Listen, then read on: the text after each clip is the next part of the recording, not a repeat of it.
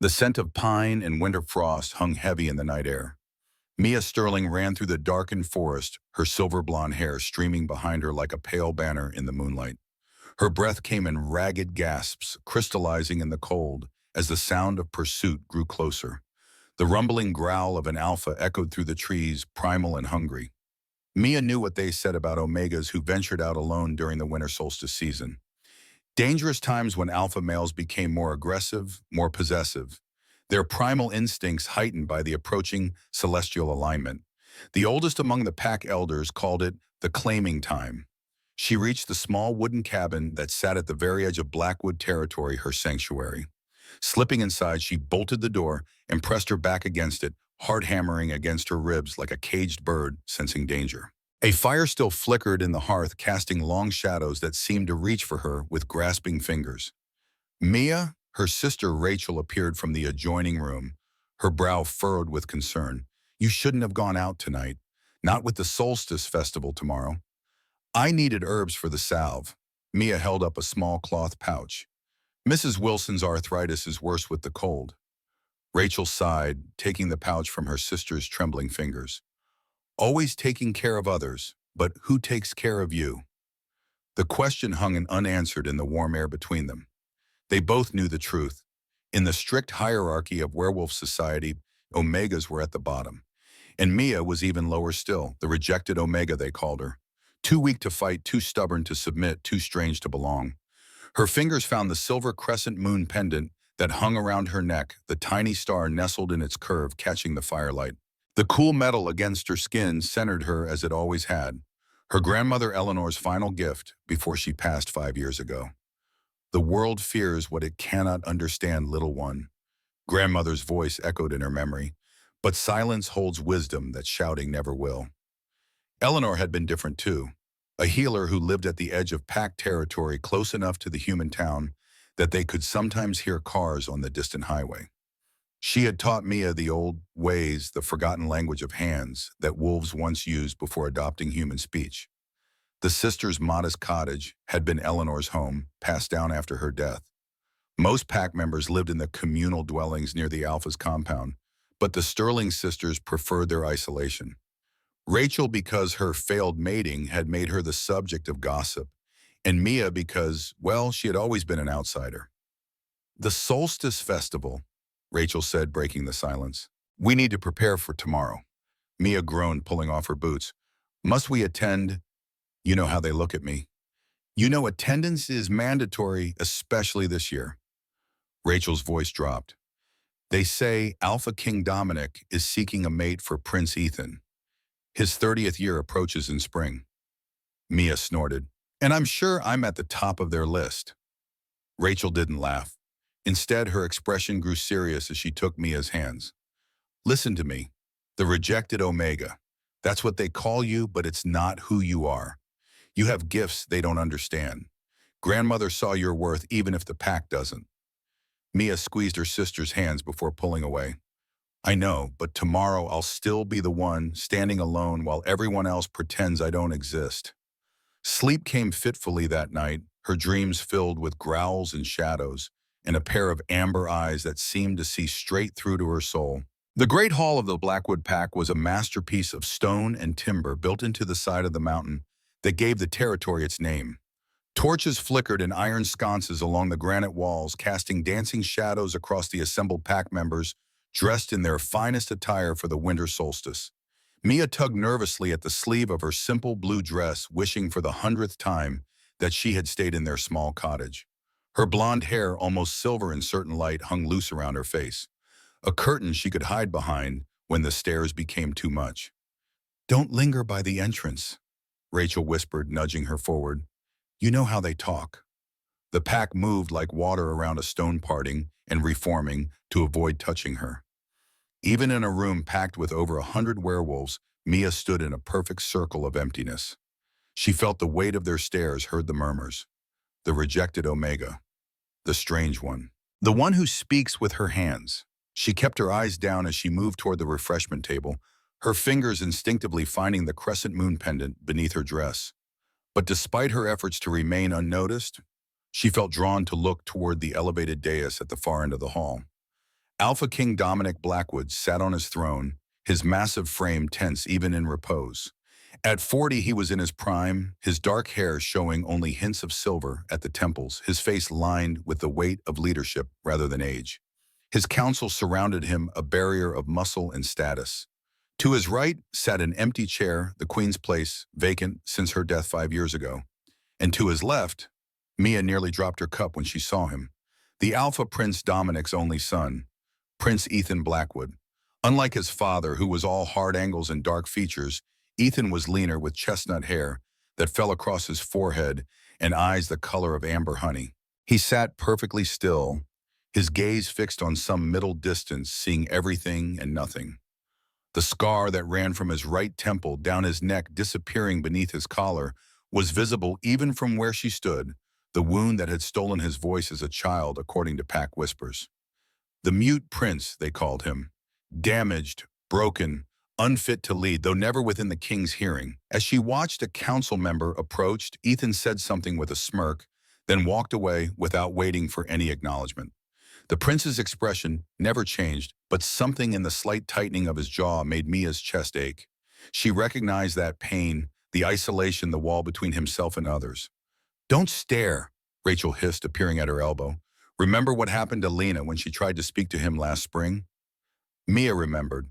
Lena had been banished to the outer territories for disrespecting royalty, but Mia had seen the incident. Lena had spoken to Ethan as if he were stupid, loud, and slow, treating his silence as a mental deficiency rather than a physical one. "I'm going to get some air," she murmured, slipping away before Rachel could protest. The balcony extended from the western wall of the Great Hall, offering a view of the moonlit forest and mountains beyond. The cold bit into her skin, but she welcomed it after the stifling atmosphere inside. Snow had begun to fall, tiny crystalline flakes that dissolved on the stone railing beneath her palms. "You shouldn't be out here alone." The deep voice sent a chill up her spine that had nothing to do with the winter air. Turning, she found Wyatt Reed, the captain of the guard, standing in the doorway. His broad shoulders blocked the light from inside his dark eyes, roving over her with unconcealed interest that made her skin crawl. "I needed some air," she said, taking an instinctive step back. "An Omega like you should be more careful."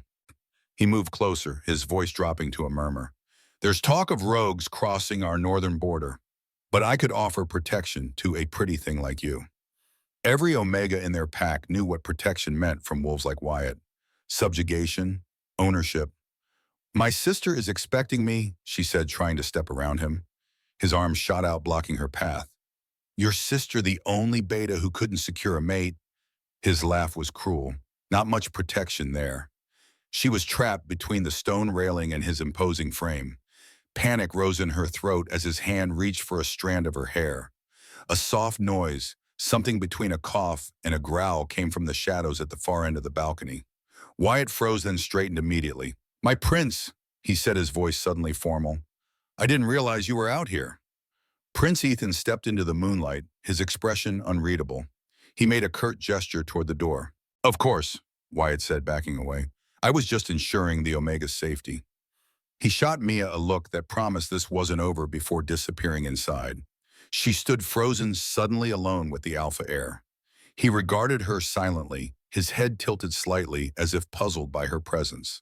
Up close, she could see the scar that had stolen his voice, jagged and pale against his tan skin.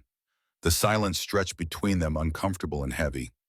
In that moment, Mia made a decision that would change everything. She raised her hands and began to sign.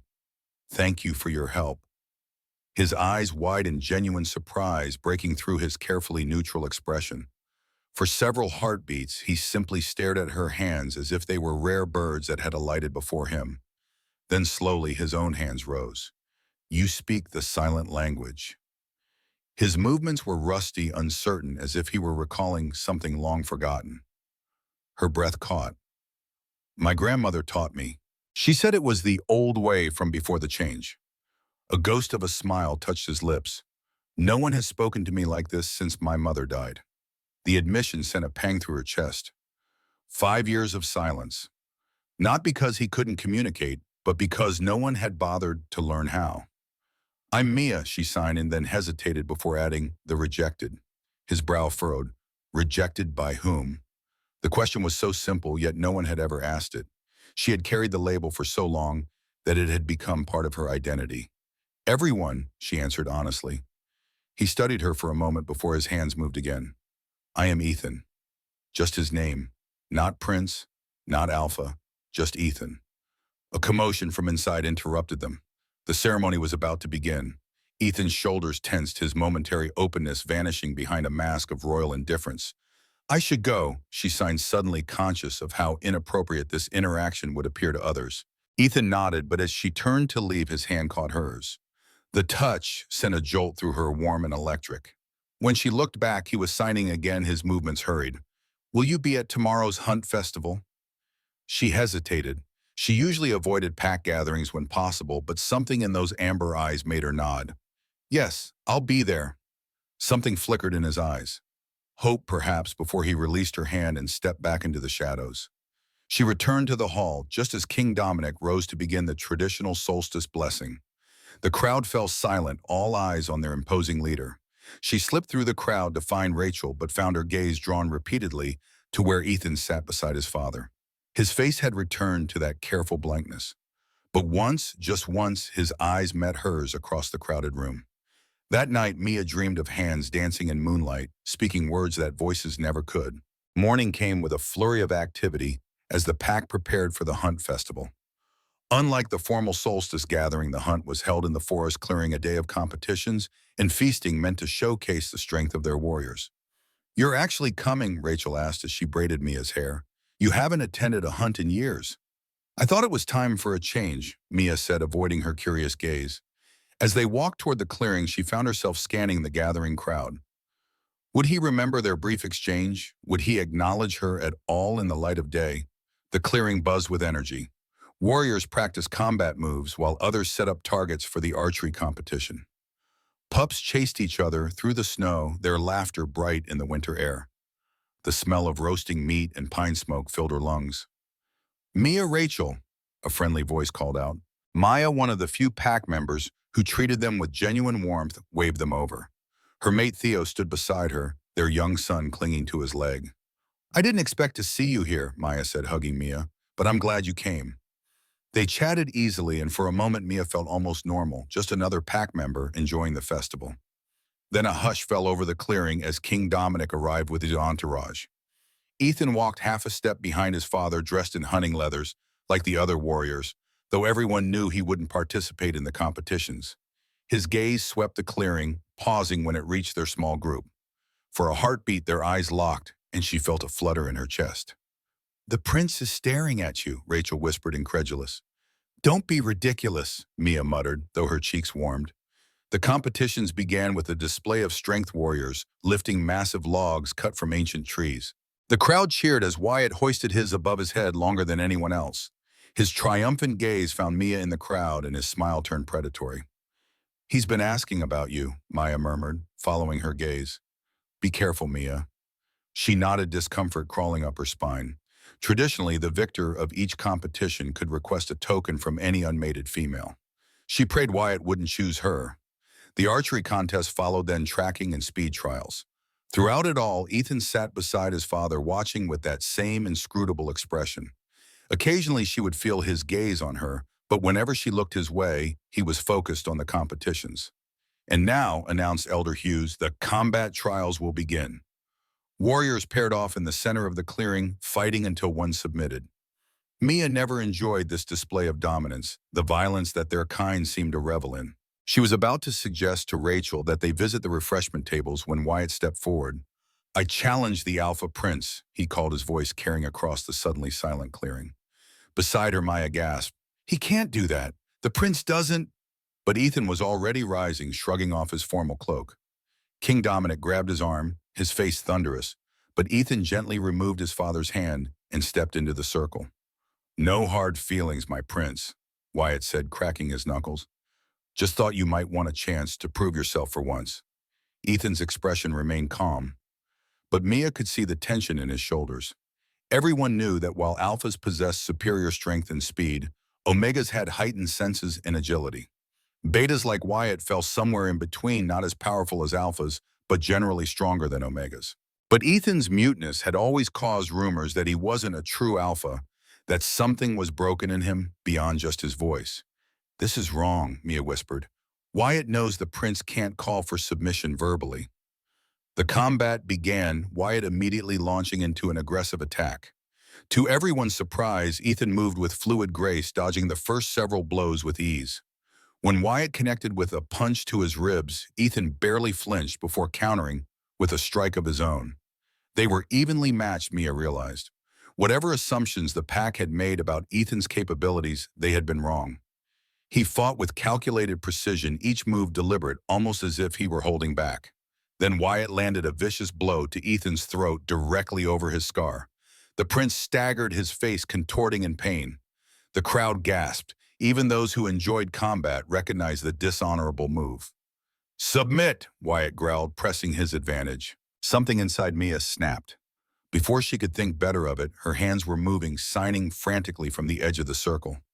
"Duck left," he telegraphs before he strikes.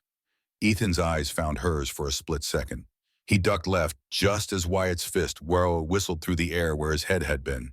In that moment of imbalance, Ethan swept Wyatt's legs from under him, sending him crashing to the ground. In an instant, the prince was above him, one knee pressed to his throat. The position of victory. The crowd erupted in cheers, but Mia barely heard them. Ethan's gaze was still fixed on hers, a silent question in his eyes. "My grandmother was a healer," she signed quickly. "She taught me to observe patterns in movement." The corner of his mouth twitched almost a smile before he rose and offered a hand to Wyatt. The defeated warrior took it reluctantly, his eyes burning with humiliation and rage. "The prince is victorious," Elder Hughes announced. "He may claim a token." Mia's heart stuttered as Ethan's eyes once again found hers across the clearing. Would he? A commotion at the edge of the forest interrupted the moment. A scout burst into the clearing, his clothes torn, blood streaming from a gash on his forehead.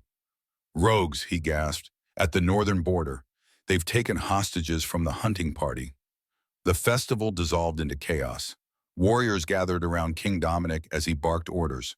Mothers rushed to collect their children, and the elders began ushering non-combatants toward the safety of the compound. In the confusion, Mia lost sight of Ethan. Rachel grabbed her arm, pulling her toward home, but she resisted. "We need to help," she insisted. "We'll just be in the way," Rachel argued.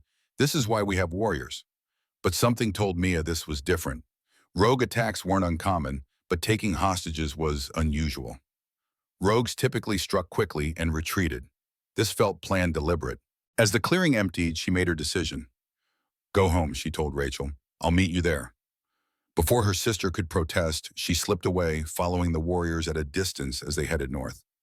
She didn't know what she could do to help, but she knew she couldn't sit safely at home while others were in danger. What she didn't realize was that she was being watched and followed.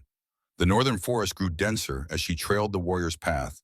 The afternoon light filtered through bare branches in weak golden shafts.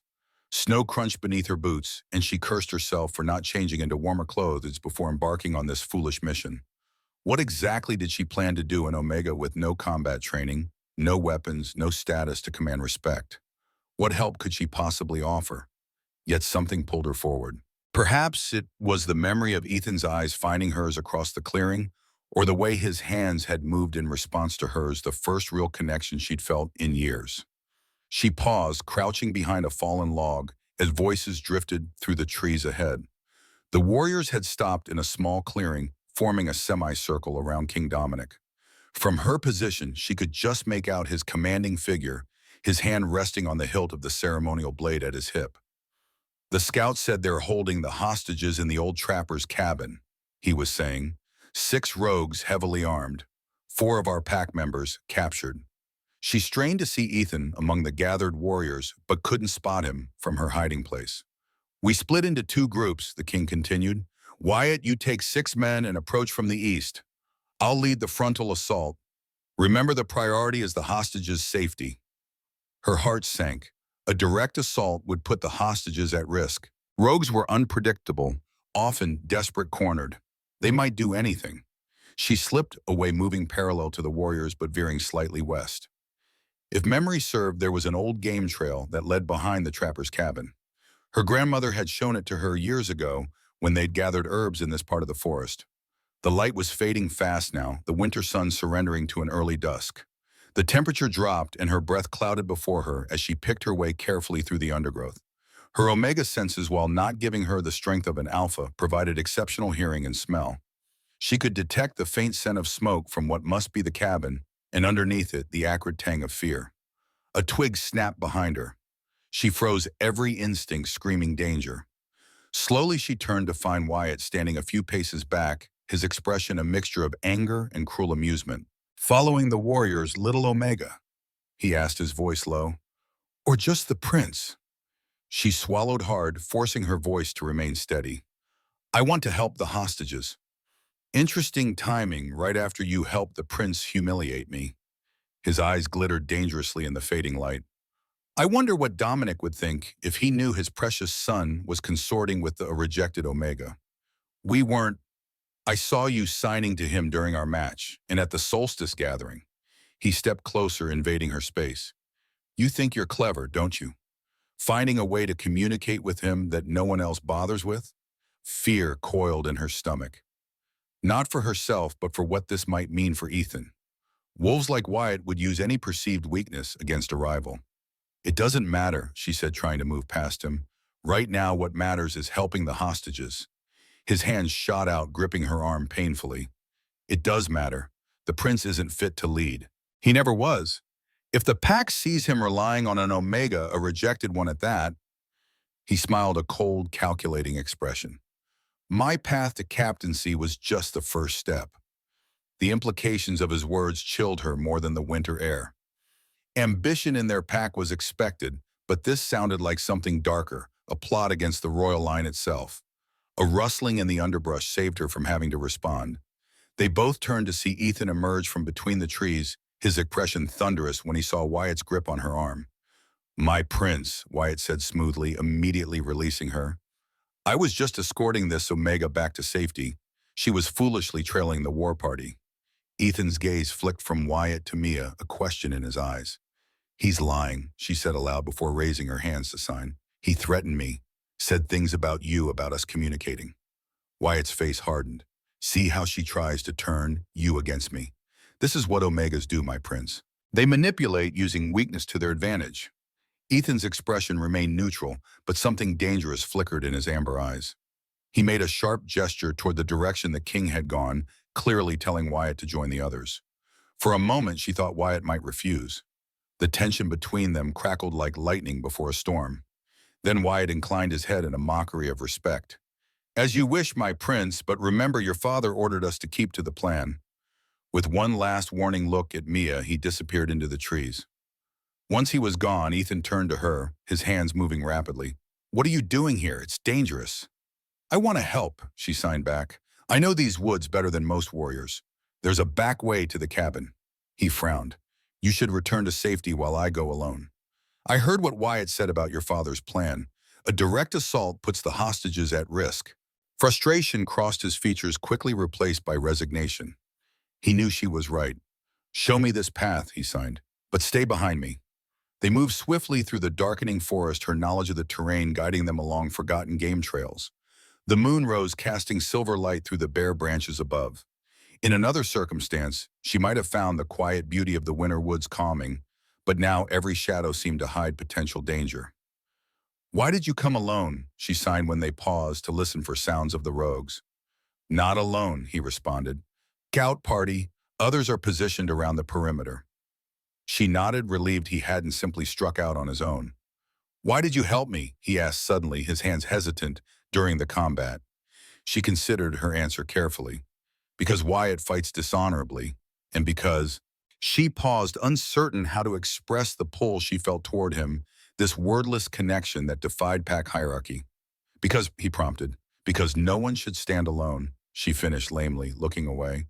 When she glanced back, something soft had entered his expression, making him look younger, more vulnerable than the stoic prince the pack knew. The moment was broken by a distant shout, followed by the unmistakable sound of combat. The king's assault had begun. Ethan tensed his hands, forming a quick command. "Stay here. I'll circle behind during the distraction." She shook her head fiercely. "I'm coming with you. I can help." His jaw tightened, but he didn't waste time arguing. They approached the cabin cautiously, using the shadows for cover. The structure was small and dilapidated, with a single window emitting the orange glow of lamplight. At the front, they could hear the commotion of the king's warriors engaging the rogues, but the rear remained unguarded. Ethan motioned for her to wait as he crept closer to peer through the grimy back window. After a moment, he returned, his hands moving urgently. Two rogues inside with the hostages. The others are fighting out front. Can we get in without them seeing? He nodded, pointing to a small door on the side, likely a former coal chute or storage access. I'll go first, he signed. If anything happens to me, run. Before she could protest, he was moving his footsteps soundless on the snow-covered ground. She followed, her heart pounding so loudly she feared the rogues would hear it. The side entrance was small and partially blocked by debris, but Ethan managed to clear enough space for them to squeeze through. They found themselves in what must have once been a storage pantry, now empty except for broken shelves and years of dust. Through a crack in the inner door, she could see into the main room of the cabin. 4 pack members sat bound on the floor. 2 younger warriors she recognized from training sessions, an older woman who worked in the kitchens, and to her horror, Maya's young son, tears streaking his dirty face. The rogues paced nervously, one peering out the front window at the battle, while the other kept a wicked-looking knife trained on the hostages. "They're not backing down," the one at the window growled. "This isn't going according to plan." "Then we use the leverage," the other replied, grabbing the boy roughly by the arm. He screamed a high, terrified sound that made her blood run cold. Ethan's body tensed beside her. She knew what he was thinking. There was no time for subtlety now. He would have to act, and quickly. "Distraction," she signed rapidly. "I'll create one. You free the hostages." Before he could stop her, she grabbed a broken shelf and threw it against the outer wall with all her strength. The crash echoed through the cabin, and both rogues whirled toward the sound. "What was that?" one snarled. "Check it out. I'll watch them." The moment the first rogue moved toward their hiding place, Ethan burst through the door. What happened next was a blur of motion too fast for her to follow. The prince moved with lethal grace, disarming the rogue with the knife before the man could even register his presence. The hostages scrambled back as Ethan engaged both attackers simultaneously. She darted from her hiding place to the bound captives, using the small knife she kept in her boot to slice through their bindings. "Get behind me," she whispered, positioning herself between them and the fight. Ethan was holding his own against both rogues, but she could see he was intentionally keeping them away from the hostages rather than pressing his advantage. One of the rogues, realizing they were losing the upper hand, made a desperate lunge toward them. Without thinking, she stepped forward, driving her small knife into his outstretched arm. He howled in pain, reeling back directly into Ethan's waiting grasp. In one smooth motion, the prince rendered him unconscious. The remaining rogue, seeing his companion fall, broke for the door. He didn't make it 3 steps before King Dominic himself burst through the entrance, his face a mask of cold fury. The rogue dropped to his knees immediately, as surrender written in every line of his body. In the sudden stillness that followed, she became acutely aware of every pair of eyes fixed on her. The Omega who should never have been there, knife still clutched in her bloodied hand. The king's gaze was particularly unsettling, moving from her to his son and back again with unreadable intensity. Maya's son broke the silence, running to her and throwing his arms around her waist. "You saved us," he whispered. She knelt to his level, checking him for injuries. "Are you hurt?" He shook his head, his small fingers moving in a clumsy approximation of the signs she had taught him during the quiet afternoons when Maya brought him to their cottage. "Not hurt, scared." "I know," she murmured, smoothing his hair, "but you're safe now." When she looked up, Ethan was watching them, something like wonder in his expression. Beside him, the king's face had softened, almost imperceptibly. "Take the prisoners to the compound," Dominic ordered his warriors, "and escort the hostages to the healers." His eyes fell on her again. All of them. As the cabin emptied, she found herself walking beside Ethan the king, a few paces ahead. The victory should have felt triumphant, but Wyatt's earlier words echoed in her mind. What would happen now that she had inserted herself into pack business? Now that the king had seen his son communicating with a rejected Omega? "Thank you," Ethan signed discreetly as they walked. "For what?" she asked, keeping her movements small and close to her body. His eyes met hers, warm despite the cold night air. "For speaking when everyone else was silent." Dawn broke with a heavy snowfall that blanketed the territory in pristine white. Mia stood at the window of their cottage, watching the flakes swirl and dance in the morning light. Sleep had eluded her, her mind replaying the events at the cabin, the feel of the knife in her hand, the look in Ethan's eyes when he signed those words to her, for speaking when everyone else was silent. "You should sit down and eat something," Rachel said, placing a steaming bowl on their small table. "You've been standing there for an hour." Mia turned reluctantly from the window. "I'm not hungry." "Mia," her sister's voice softened with concern. "You can't hide in here forever. The whole pack is talking about what happened." Of course they were. The rejected Omega who helped the mute prince rescue hostages. It was the kind of story that would spread like wildfire, growing more embellished with each retelling. "What are they saying?" she asked, finally joining Rachel at the table. Rachel hesitated. "Different things. Some say you were brave." She looked away. "Others say you overstepped, that you put yourself and the prince in danger." Mia pushed the food around her bowl. "And what do you think?" "I think my little sister has secrets." Rachel reached across the table to take her hand. "You never told me you could speak with the prince." Heat rose to Mia's cheeks. "It wasn't a secret exactly. It just happened. At the solstice gathering." Rachel nodded, studying her face. "Maya told me you've been teaching her son the hand language. She's grateful, you know. Says he feels special knowing something others don't." A knock at the door interrupted them, making them both jump. Visitors were rare at their isolated cottage. Rachel rose to answer it, her face paling when she saw who stood on their threshold. "Your Majesty," she breathed, dropping into a hasty bow. King Dominic Blackwood filled the doorframe, his imposing figure made even larger by his heavy winter cloak.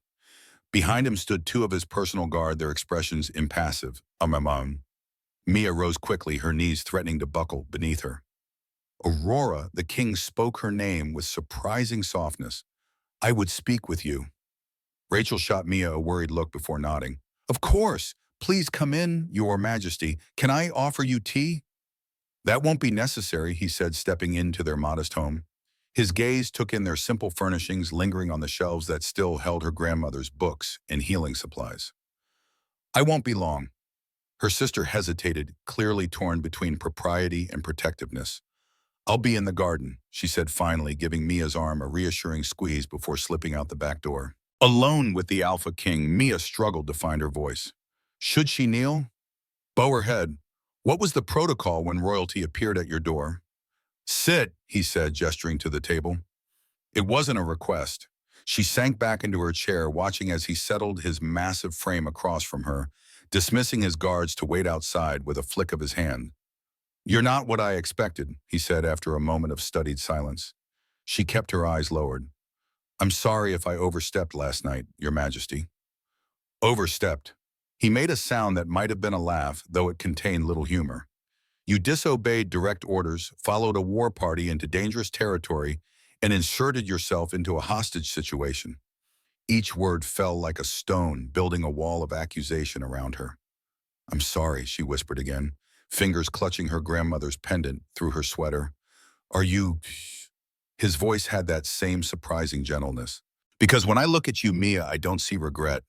I see a young woman who knew exactly what she was doing." She looked up, then startled by his use of her name, by the lack of condemnation in his tone. "My son tells me you learned the hand language from your grandmother," he continued, "the healer who lived at the edge of our territory." She nodded. She believed in preserving old knowledge. "As did my wife." For a moment, pain flickered across his stern features. "She taught Ethan after his accident." He trailed off, his gaze drifting to the window. "But when she died, no one else bothered to learn. I thought it didn't matter, that he would find other ways to lead." The admission stunned her. She had never imagined the king harboring such thoughts, such regrets. "But I was wrong," he continued. "A king who cannot communicate with his people cannot truly lead them."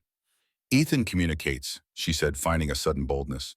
"Just not in the way others expect." Dominic's eyes returned to her, sharp and assessing. "Yes, I saw that last night. He has spoken more with you in 2 days than he has with anyone in 5 years." She felt heat rise to her cheeks. "We've barely spoken, Your Majesty. Yet you understand each other." He leaned forward, his massive hands folded on the table between them. "Tell me, Mia, what do you see when you look at my son?" The question caught her off guard. What did she see? The quiet strength, the patience, the isolation that mirrored her own, the way his eyes betrayed emotions his face never showed.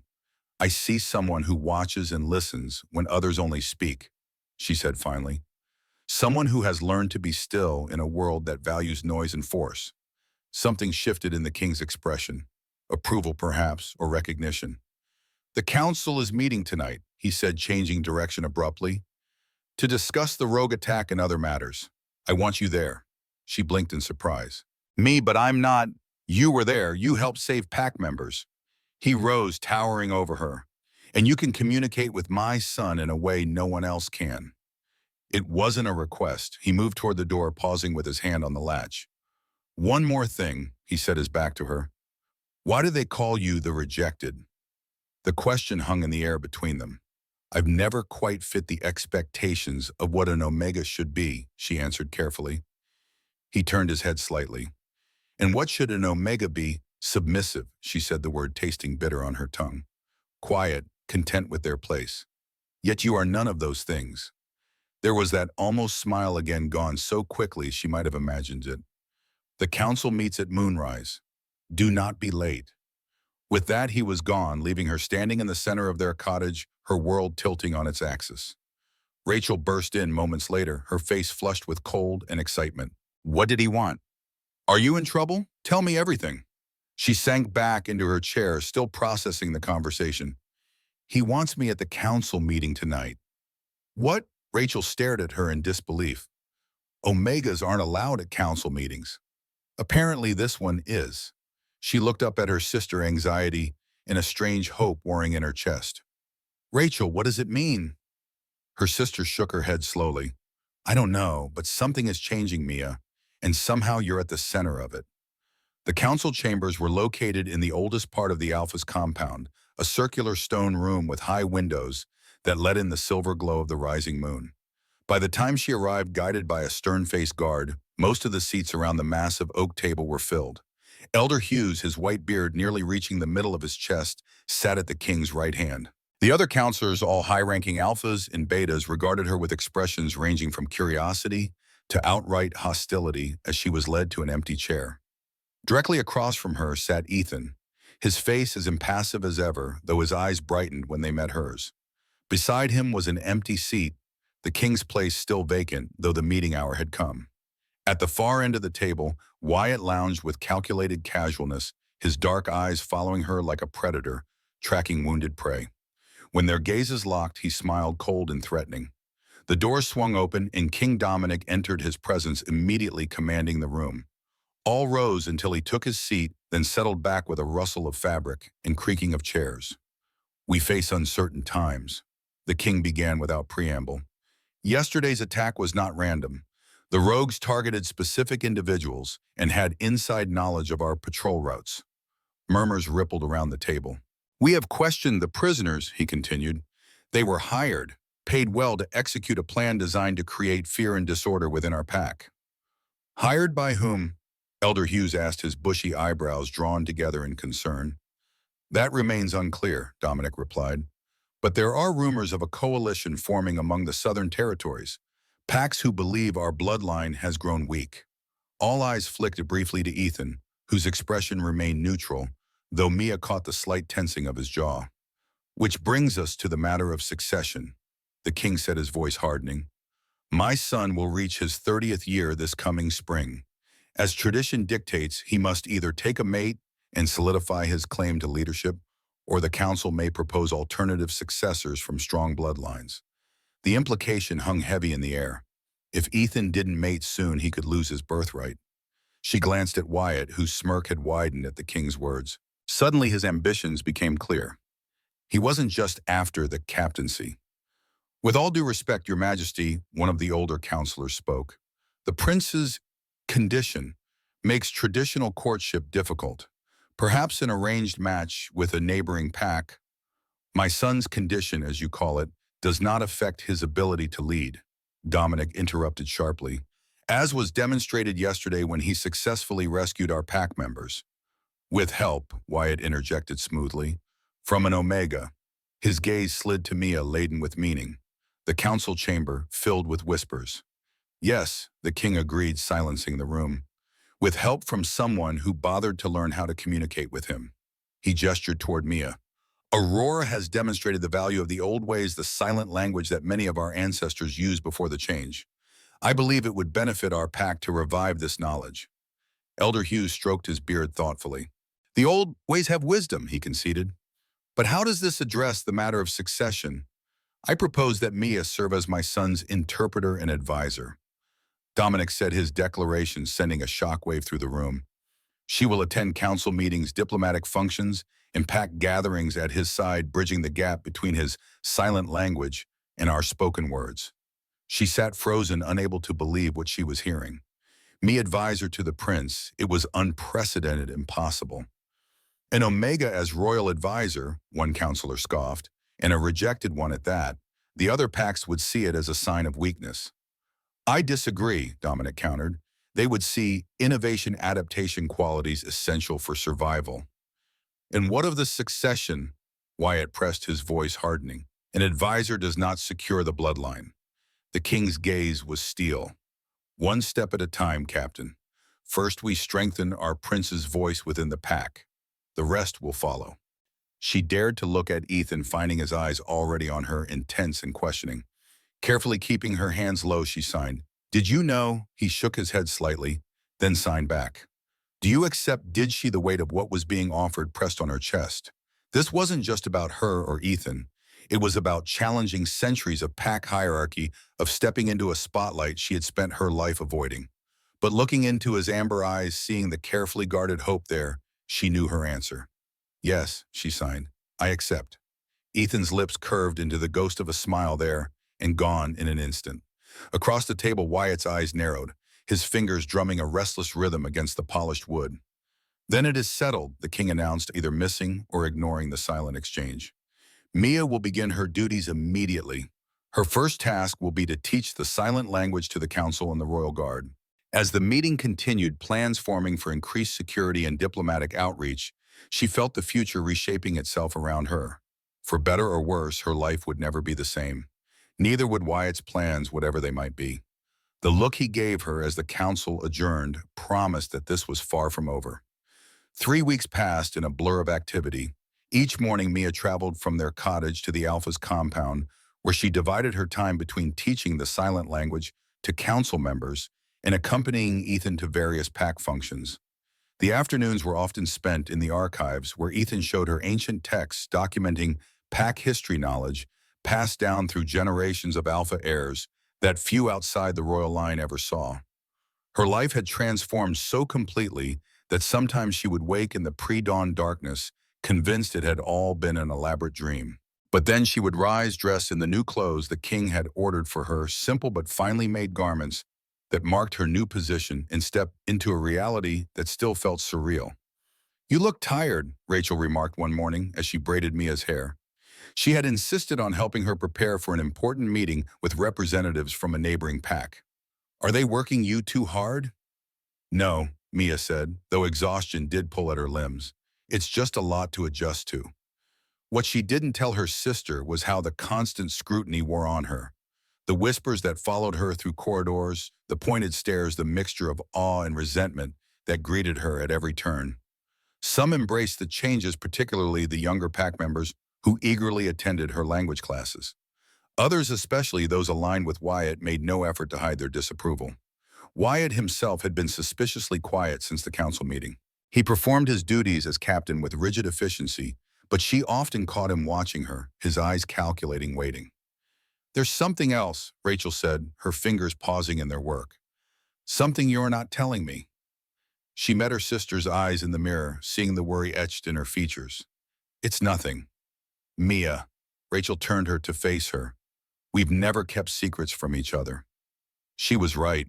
And yet how could she explain the complicated emotions that had begun to bloom between Ethan and herself?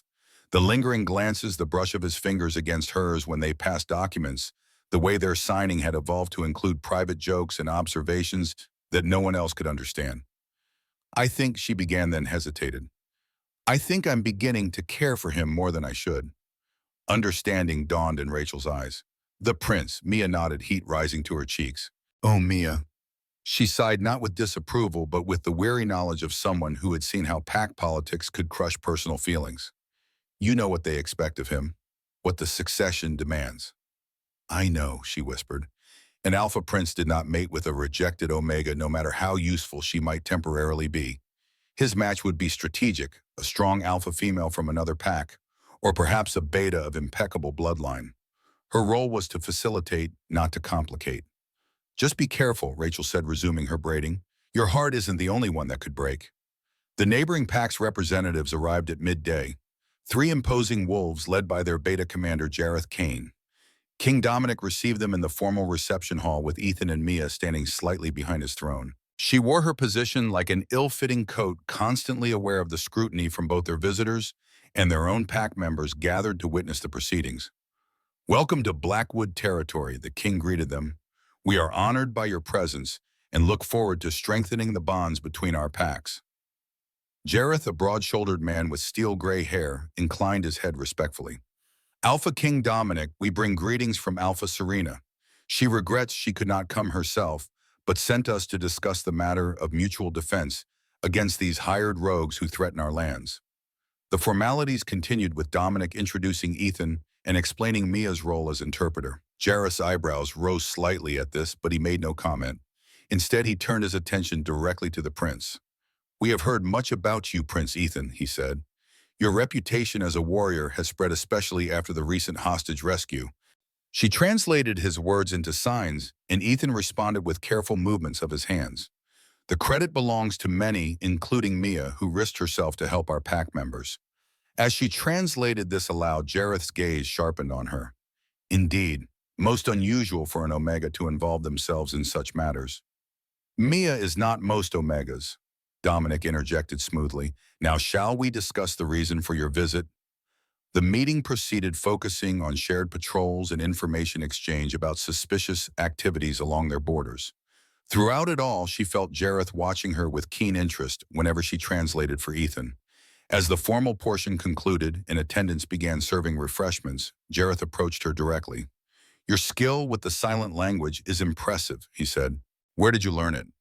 My grandmother taught me, she replied, careful to maintain the respectful tone expected when addressing a high-ranking beta from another pack. Interesting. He tilted his head. You know, in our pack we have several wolves who use this language. Alpha Serena believes in preserving such knowledge. A wise perspective, she said, genuinely surprised. In their territory, the silent language had been largely forgotten until recent events brought it back to prominence. Perhaps you and the prince might visit our territory sometime, Jareth suggested. Alpha Serena would be most interested to meet you both. Before she could respond, a cool presence materialized at her side. Wyatt, who had been notably absent from the formal proceedings. Captain Wyatt Reed, he introduced himself to Jareth with a sharp smile. I see you've met our prince's assistant. The slight pause before the word turned it into something diminishing. She felt her shoulders tense. Interpreter, Jareth corrected mildly. An important role, especially in diplomatic matters. He glanced between them, clearly sensing the undercurrent of tension. If you'll excuse me, I should rejoin my companions. As he walked away, Wyatt leaned closer to her, his voice pitched low. Making friends with our neighbors. How ambitious of you, little Omega. I was doing my job, she said, fighting to keep her voice steady. Were you? Because from where I stand, it looked like you were getting rather familiar with the prince during the meeting. All those private signs, those little glances. He tisked softly. People are beginning to talk, you know. Ice slid down her spine. There's nothing to talk about. No. He smiled, the expression never reaching his eyes. Then you won't mind if I share my observations with the council. How the prince seems increasingly distracted by his interpreter. How it might be affecting his judgment. She wanted to walk away to find Ethan or the king, but Wyatt's next words froze her in place. I wonder what happens to rejected Omegas who reach above their station, who threaten the royal succession with inappropriate attachments. Are you threatening me? She asked, finding a thread of steel in her voice. Not at all. He straightened, adjusting his ceremonial uniform, simply observing. After all, that's what good captains do.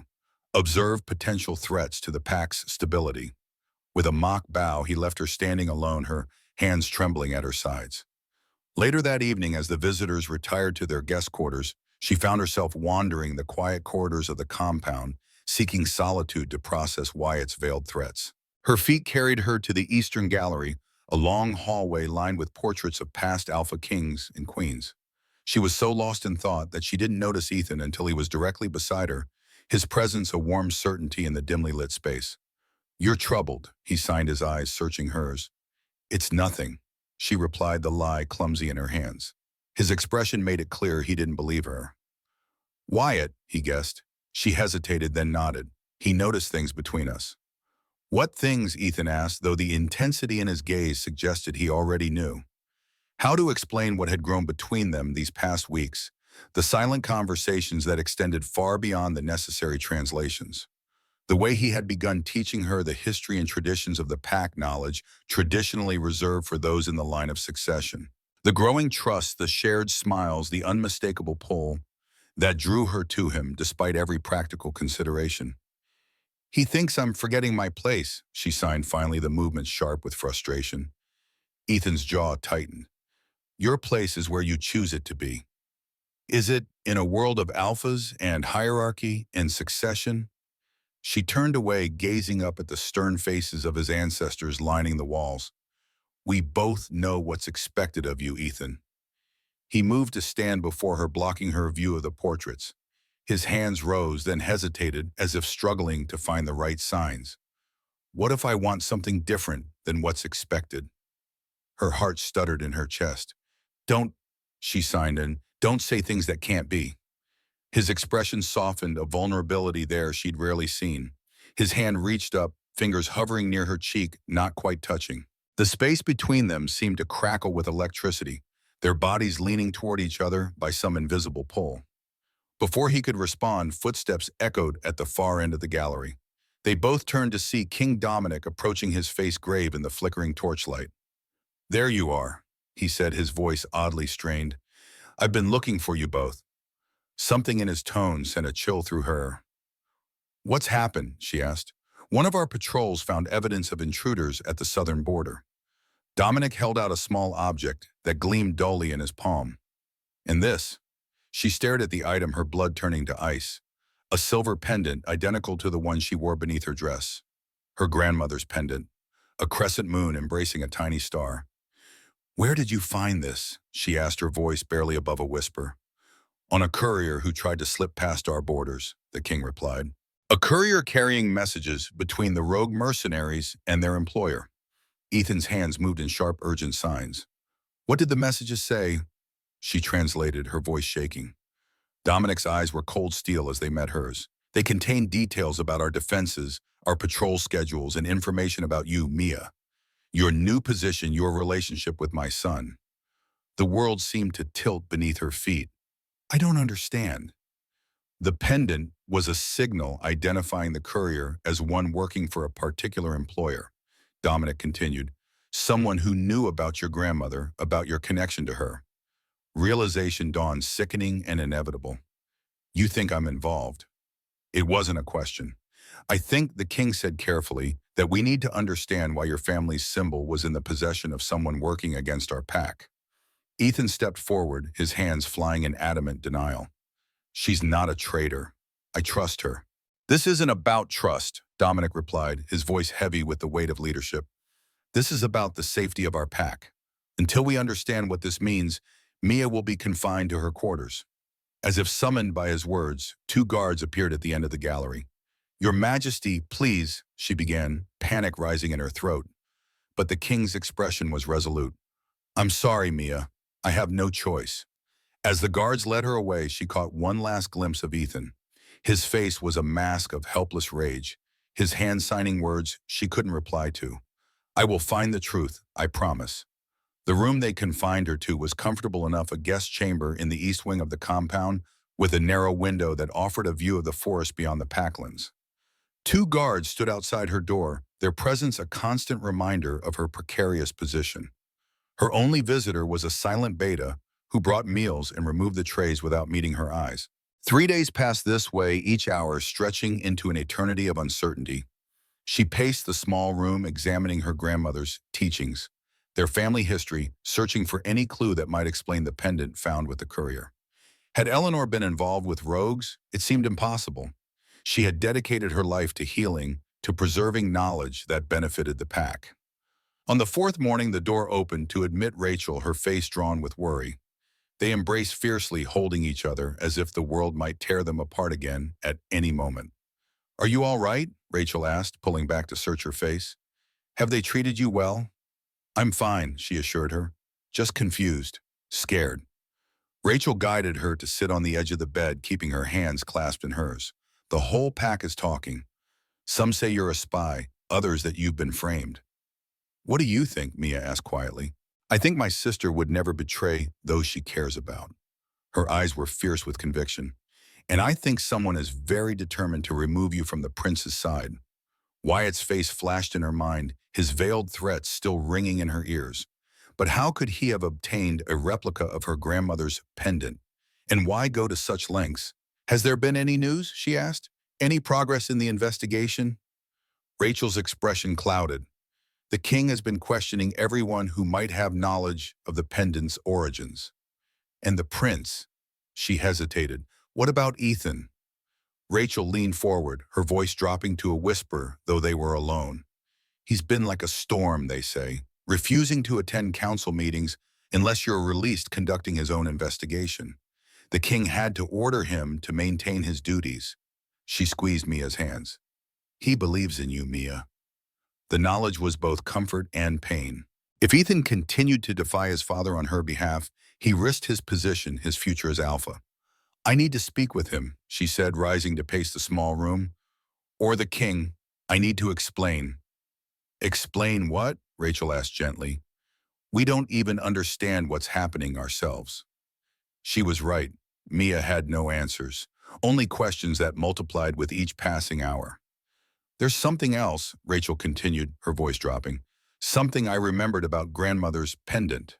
Mia turned to her sharply. "What?" "She told me once that it was a twin, that there were two pendants made identical in every way. Hers and another belonging to someone she called her dearest friend." A twin pendant. Her mind raced. Did she ever say who this friend was? Rachel shook her head. "Only that they had parted ways long ago before either of us was born. But perhaps this friend is still alive. Perhaps they know something that could help." Before she could respond, the door opened again. King Dominic stood in the threshold, his massive frame filling the doorway. Beside him stood Elder Hughes, his ancient face grave. "Leave us," the king commanded Rachel, his tone brooking no argument. Her sister squeezed her hand once more before slipping past the two men, casting a worried glance over her shoulder. The king entered, followed by the elder. Neither sat, remaining standing like sentinels as the door closed behind them. "We've been investigating the courier and the messages he carried," Dominic began without preamble. "The identity of the employer remains elusive, but we've learned something about the pendant." She waited, heart hammering against her ribs.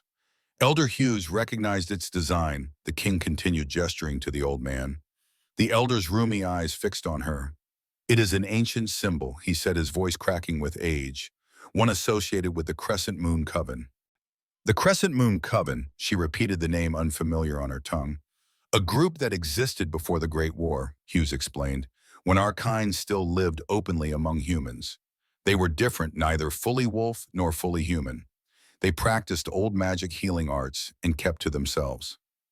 "What happened to them?" she asked, though something told her she already knew the answer. "They were among the first casualties when the war began," the king said. "Hunted by humans who feared their abilities, then later by our own kind, who considered them impure. Most were wiped out. The survivors went into hiding, allegedly assimilating into various packs. Understanding began to dawn. You think my grandmother was one of them. That I am." "The pendant is their mark," Hughes confirmed. "And your affinity for the silent language, your healing knowledge? These were Crescent Moon traits." "But what does this have to do with the rogues, with the attacks on our pack?" she demanded, frustration rising through her fear. Dominic and Hughes exchanged a look that sent ice through her veins. "There are those who believe the Crescent Moon descendants have been working for generations to infiltrate pack leadership," the king said carefully, "to reclaim what they see as their rightful place in our society. The implication hit her like a physical blow.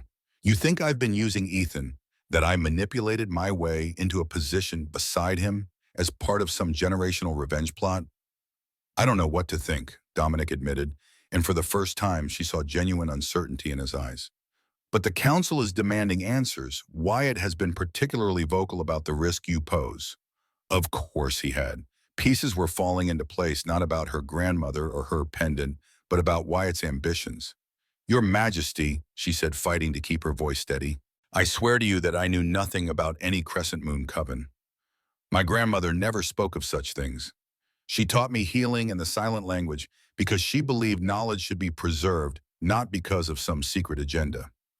Then how do you explain the pendant with the courier? Hughes challenged.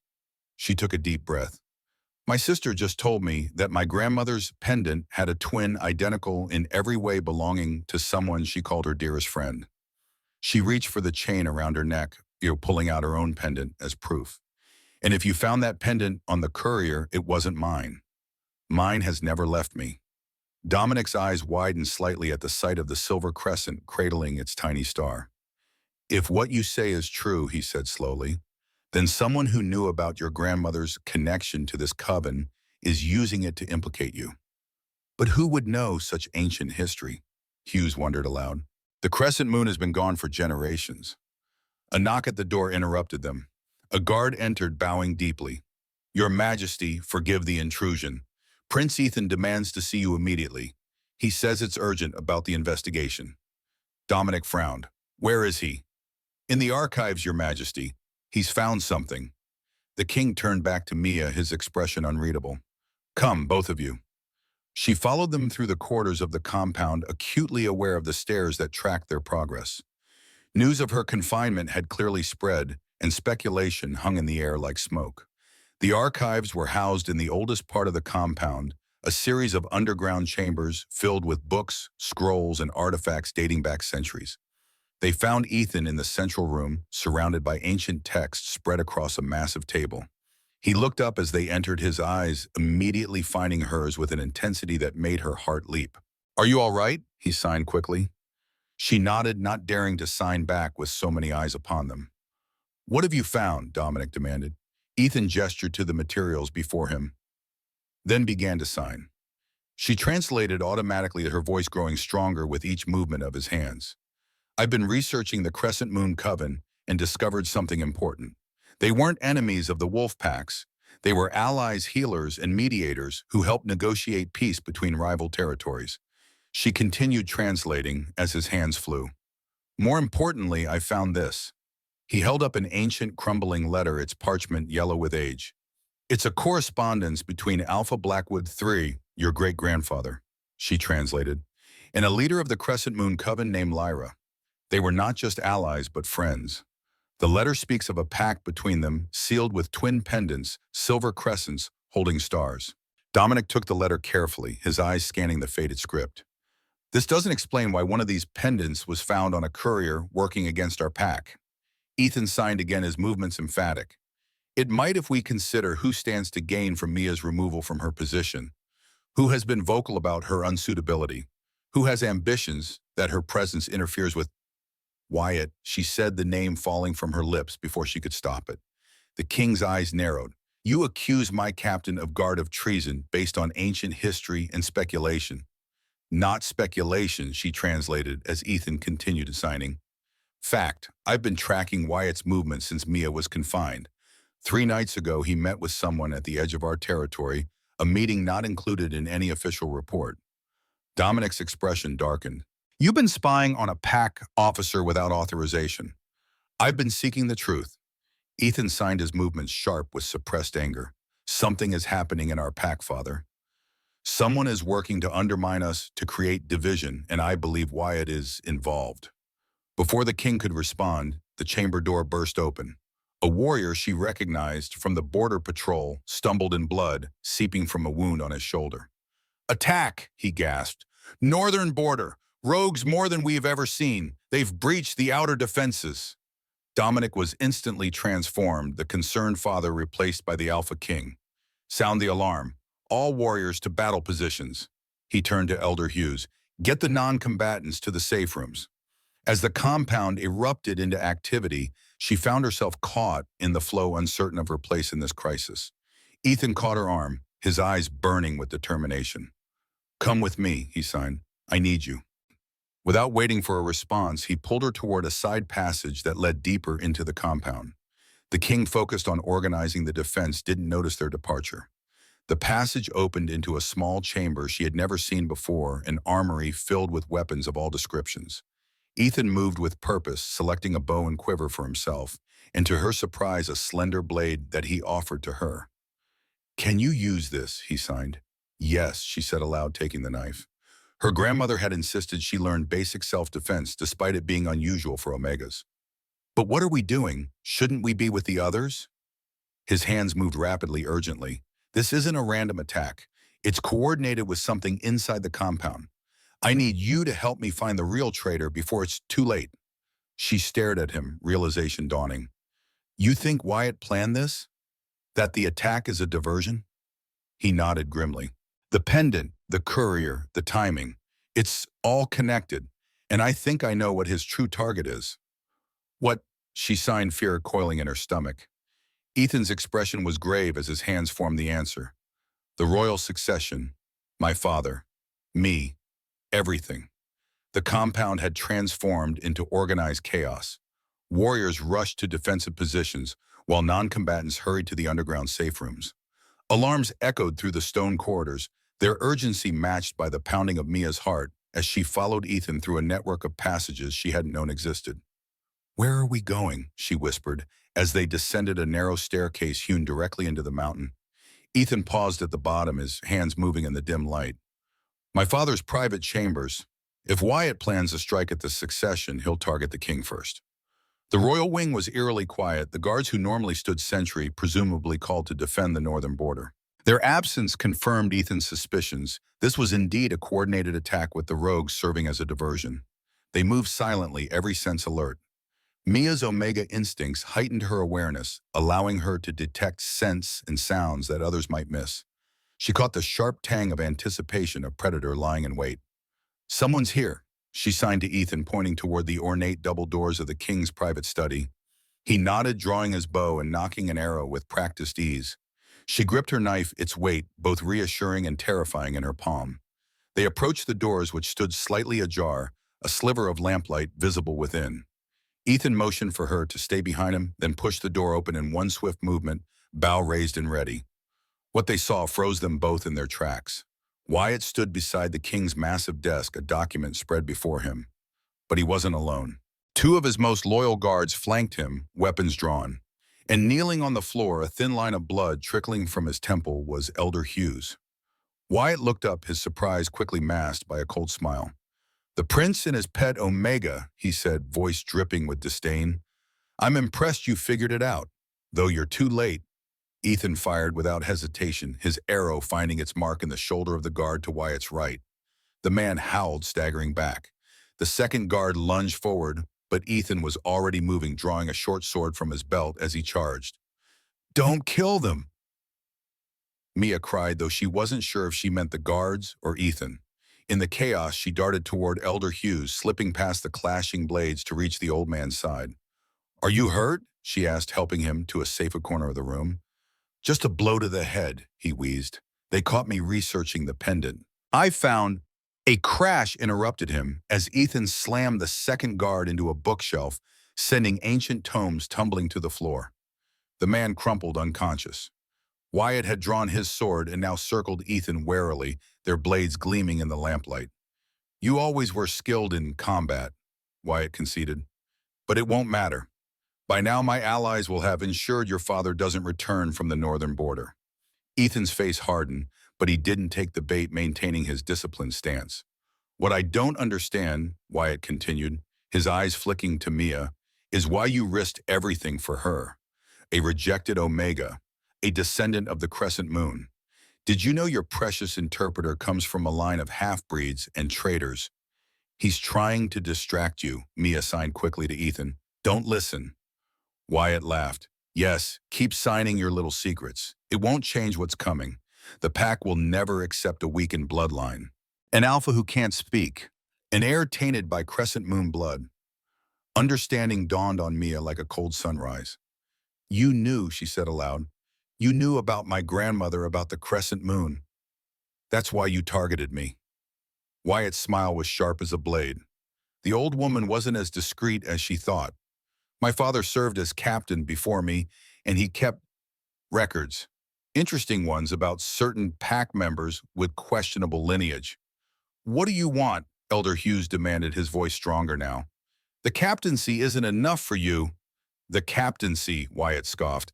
I've been first in command of this pack's defense for years while Dominic groomed his mute son for a position he could never truly fill. His voice hardened. I want what should have been mine from the beginning. Leadership. Dominic's mate before she chose him. The throne. The respect I've earned through strength, not birthright. As he spoke, Mia noticed him subtly shifting position, maneuvering toward a better angle to attack Ethan. She signed a warning, her hands barely moving at her sides. He's about to strike, left side. Ethan gave no indication he'd seen her message, but when Wyatt lunged, he was ready. Steel met steel with a resounding clang that echoed through the chamber. The two alphas clashed with brutal intensity, each blow containing years of festering rivalry. Mia pulled the elder farther from the fight, her mind racing. She needed to help Ethan to stop Wyatt's larger plan. If the king was indeed in danger at the northern border, they had to warn him somehow. Her eyes fell on the document Wyatt had been examining, a succession decree partially filled out in what appeared to be a forgery of the king's handwriting. It would have named Wyatt as regent in the event of Dominic's death, bypassing Ethan entirely. A cry of pain snapped her attention back to the fight. Ethan had scored a hit, his blade slicing across Wyatt's arm. But the captain fought with the desperation of a man who knew failure meant death, and he drove Ethan back with a flurry of powerful blows. I've waited years for this moment, Wyatt snarled, to prove once and for all who the stronger alpha truly is. Ethan matched him move for move, his face a mask of concentration. But Mia could see he was tiring, the wound from their earlier combat trials still affecting him. Wyatt had planned this well, striking when the prince was already weakened. She had to act. Grandmother Eleanor had taught her more than just healing in the silent language. There were pressure points, vulnerabilities in the wolf's form that few remembered. Knowledge preserved by the crescent moon coven. Her eyes swept the room, landing on a heavy crystal decanter on the king's desk. She seized it, crept closer to the fight, and waited for her moment. When Wyatt drove Ethan back against the wall, she struck, bringing the decanter down on Wyatt's shoulder with all her strength. He howled, momentarily stunned, and Ethan seized the advantage, disarming him with a twist of his blade. Wyatt staggered, then charged forward in a desperate tackle that sent them both crashing to the floor, swords skittering away. The fight descended into primal brutality, fists, claws, teeth. No longer warriors with weapons, but wolves fighting for dominance. Wyatt's greater weight gave him advantage as he pinned Ethan, hands closing around his throat directly over the scar that had stolen his voice years ago. The mute prince, Wyatt sneered, soon to be the dead prince. Mia didn't think. She leapt onto Wyatt's back, her fingers finding the precise spot where neck met shoulder, a nerve cluster her grandmother had shown her. She dug in deep, applying pressure with everything she had. Wyatt arched in agony, his grip on Ethan loosening enough for the prince to break free. With a powerful surge, Ethan reversed their positions, pinning Wyatt to the ground, one knee pressed to his sternum. It's over, Mia gasped, retrieving Ethan's sword and holding it ready. Wyatt laughed, blood staining his teeth. You think so? My men are still with your father. The attack continues. You've won nothing. Elder Hughes had pulled himself to his feet and now stood over them, his aged face stern with authority. Captain Reed, by the power vested in me as elder of the Blackwood Pack, I strip you of rank for treason against your alpha and attempted murder of the royal heir. The formal words carried power in pack law, and something in Wyatt seemed to diminish the fight draining from him. Ethan hauled him to his feet, securing his hands with a cord taken from the curtains. We need to warn my father, Ethan signed once Wyatt was bound. How Mia translated for the elders fit. The northern border is an hour's run from here. The signal horn, Hughes suggested, from the watchtower. 3 long blasts is the code for treachery within the pack. The king will understand. Ethan nodded and signed to Mia. Stay here with the elder. Guard Wyatt. She shook her head firmly. I'm coming with you. The tower is defenseless. You'll need someone to watch your back. He hesitated, then nodded sharply. To Hughes, he signed, "Can you secure these three?" "The guards are stirring," Mia translated as the elder glanced at the two men who were beginning to regain consciousness. "Bring help as soon as you can." Hughes nodded, retrieving Wyatt's fallen sword. Despite his age, the elder stood with the dignity of one who had seen many battles. "Go, I'll hold them here." They raced through the compound, avoiding the main corridors where they might be spotted by Wyatt's allies. The watchtower rose from the highest point of the mountain fortress, accessible by a winding staircase that left them both breathless as they climbed. At the top, Mia stood guard at the door while Ethan located the ancient horn, a massive instrument carved from the tusk of some long-extinct beast. He raised it to his lips, and though he had no voice to command wolves, he had lungs strong enough to send the warning echoing across the valley. 3 long blasts, their mournful sound carrying for miles, the signal of betrayal within. "Will he understand?" she asked when the last note faded. Ethan nodded, signing quickly. "My father and I established signals after my injury. He'll know to trust no one but his personal guard." Below them, the compound had erupted into further confusion as the signal's meaning registered. Warriors who had been heading north now looked to the tower, uncertain whose orders to follow. "Look," Mia pointed toward the northern forest. Torches were moving rapidly through the trees, returning toward the compound. "They're coming back."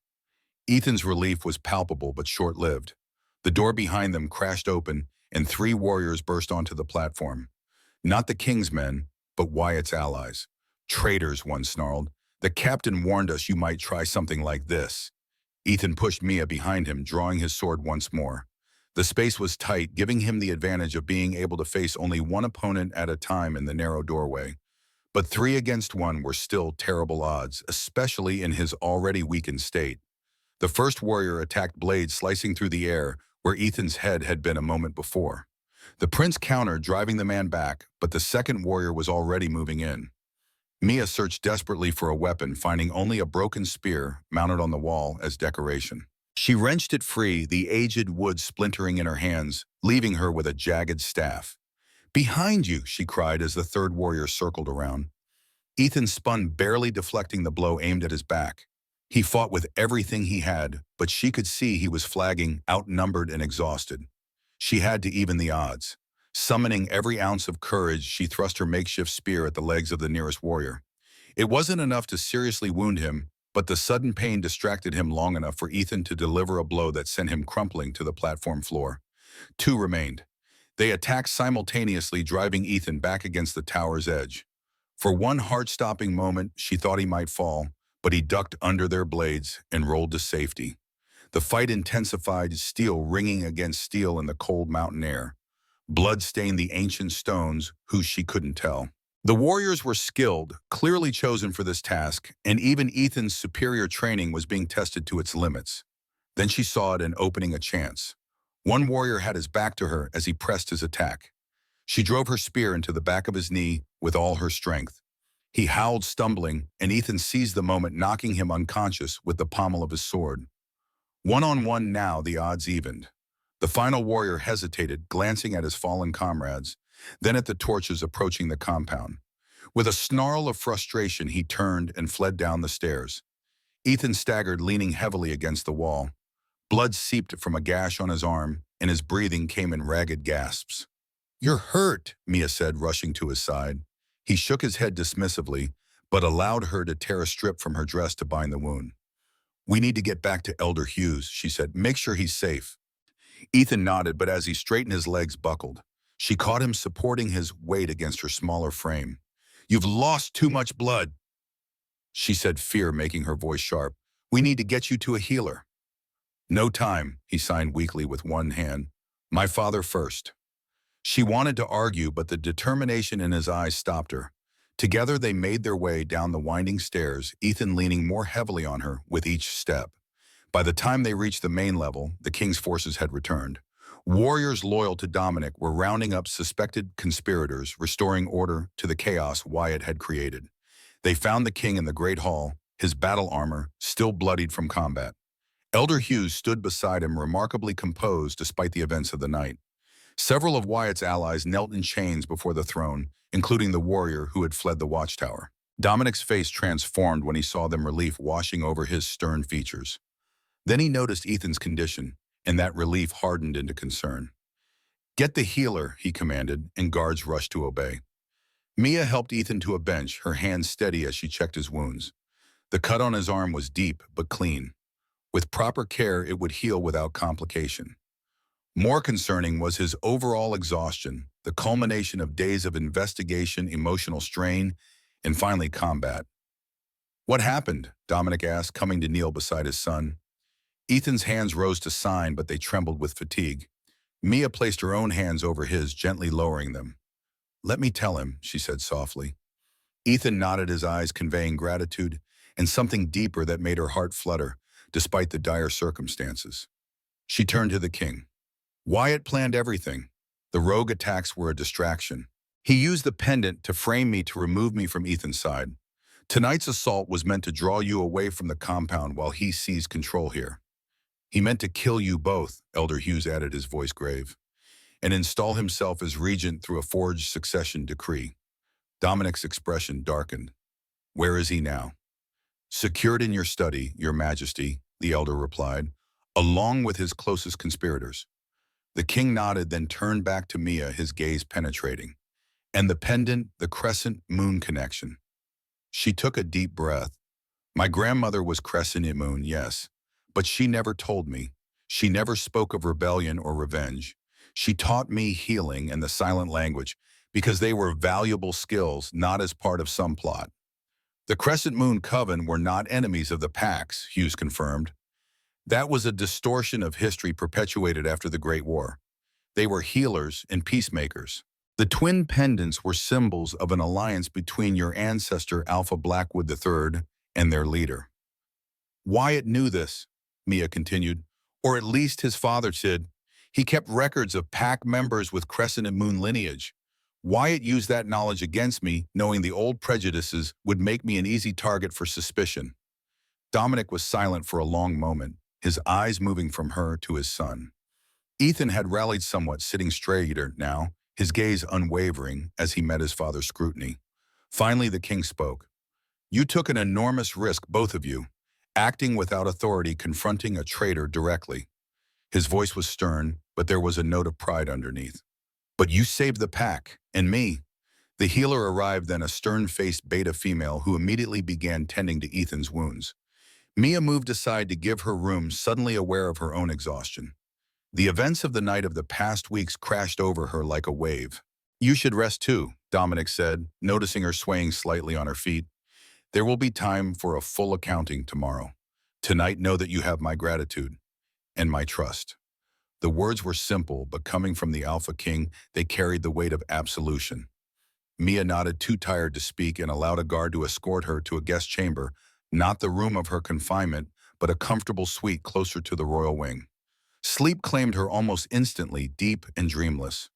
Morning came with pale winter sunlight streaming through windows she hadn't bothered to curtain the night before. For a moment, disorientation clouded her mind. Then the memories returned, Wyatt's betrayal, the fight, the signal horn echoing across the valley. A knock at the door roused her fully. A young beta female entered with a tray of food and fresh clothing. "The king requests your presence in the great hall at midday," she said, her manner respectful. "There's to be a pack gathering." Mia nodded, her stomach tightening with apprehension. What would happen now? Wyatt's treachery had been exposed, but the issues that had allowed it to flourish remained. The succession, the prejudice against the crescent moon, her own position as an omega in a world dominated by alphas. After eating and dressing in the simple but elegant clothes provided, a deep blue tunic over soft leather leggings, with her grandmother's pendant displayed openly, for the first time she made her way to the great hall. The vast chamber was filled to capacity, every member of the pack in attendance. At the far end, Dominic sat on his throne, Ethan standing at his right hand. The prince looked recovered, though a bandage was visible beneath the sleeve of his formal attire. His eyes found hers immediately as she entered, warming with an intensity that sent heat blooming across her skin. Elder Hughes gestured for her to join them at the dais. As she made her way through the crowd, she was acutely aware of the stares, but they felt different now. Less hostile, more curious. Word of her role in exposing Wyatt's plot had clearly spread. Dominic rose as she reached the dais and the hall fell silent. Today, we gather to address treachery and loyalty, he began, his voice carrying to every corner. Captain Wyatt Reed, once trusted with the safety of this pack, conspired against his alpha and his prince. He sought to seize power through deception and violence. A murmur rippled through the crowd. This conspiracy was uncovered through the courage and loyalty of two wolves who risked everything to protect the pack. He gestured to Ethan and Mia. My son, Prince Ethan Blackwood, and Mia Sterling, who until recently was known to many as the rejected Omega. Dominic turned to face the assembly directly. But there is more you must know. The events of recent weeks have exposed not just one betrayal, but many betrayals of truth of history of understanding. He nodded to Elder Hughes, who stepped forward holding an ancient scroll. For generations, the elder began, we have been taught that the Crescent Moon Coven were enemies of the wolf packs, half-breeds who practiced dangerous magic and sought to undermine our way of life. He unrolled the scroll. This document, bearing the seal of Alpha Blackwood III, tells a different tale. The Crescent Moon were allies and healers. They helped negotiate peace between warring packs and preserve knowledge that might otherwise have been lost, including the silent language that many of our ancestors used before the change. Murmurs of surprise rippled through the assembly. This pendant, Dominic continued gesturing to the silver crescent at Mia's throat, was a symbol of alliance, not rebellion. And those with Crescent Moon lineage among us are not threats, but valuable members of our pack carrying ancient gifts of healing and communication. Mia felt tears pricking at her eyes, vindication after a lifetime of rejection, understanding after generations of prejudice. Dominic's voice hardened as he continued. Wyatt Reed and his conspirators will face pack justice for their crimes. But we too must face a reckoning with our prejudices, our assumptions, our failure to value all members of our pack regardless of rank or lineage. He turned to Ethan, his expression softening with paternal pride. My son has demonstrated the qualities of a true alpha, courage, wisdom, and the ability to see value where others saw only weakness. He recognized in Mia Sterling not just an interpreter, but a partner worthy of respect and trust. Ethan stepped forward, his hands rising to sign. Mia translated, her voice clear and steady. For 5 years, I lived in silence, not because I couldn't communicate, but because no one bothered to learn my language. In Mia, I found someone who spoke when everyone else was silent. Someone who saw strength and difference, wisdom in the old ways, and possibility where others saw only limitation. The great hall was utterly still, every wolf present hanging on her translation of the prince's words. The strength of a pack lies not in uniformity, but in diversity, not in blind obedience to tradition, but in the courage to forge new paths while honoring the wisdom of the past. Dominic nodded, then addressed the assembly once more. In light of recent events and in recognition of her service to the pack, I am officially naming Mia Sterling as royal advisor and interpreter with all rights and privileges thereof. Applause broke out, hesitant at first, then swelling to fill the hall. Mia stood frozen, overwhelmed by the moment, by the transformation of her place in the pack hierarchy. But Dominic wasn't finished. He raised a hand, silencing the crowd. Further, I announce a change to our succession laws. For too long, we have valued certain traits above others in our leaders of physical strength over wisdom, dominance over compassion, tradition over innovation. This narrow view has left us vulnerable to those who would exploit our divisions for personal gain. A murmur of surprise rippled through the hall. Changes to pack law, especially regarding succession, were rare and momentous. Henceforth, the royal heir may choose a mate based on compatibility and shared vision for the pack's future rather than traditional rank considerations alone. The strength of the bloodline will be measured not merely by physical dominance, but by the qualities that truly make a leader: wisdom, integrity, and the ability to unite the pack. Mia's heart stuttered in her chest. Was he saying what she thought he was saying? She glanced at Ethan, finding his amber eyes already fixed on her, intense and hopeful. Elder Hughes stepped forward once more. This change honors our true history, not the distorted version we have clung to out of fear. The ancient packs valued diverse strengths. They understood that the best leaders surrounded themselves with complementary abilities. Dominic nodded his agreement. Let today mark the beginning of a new chapter for the Blackwood pack, one where every wolf, regardless of rank or lineage, can contribute their unique gifts to our collective strength. The gathering concluded with traditional pack rituals, reaffirming bonds strained by recent events. As wolves began to disperse, Ethan approached Mia, his movements carrying a new confidence. "May we speak privately," he signed. She nodded, her pulse quickening as he led her to a small antechamber off the main hall. Once alone, he seemed suddenly hesitant, his hands starting movements only to abort them. "What is it?" she prompted gently. He took a deep breath, then signed with deliberate clarity. "What my father announced today, the changes to succession law, they were my request." She stared at him, hardly daring to hope what that might mean.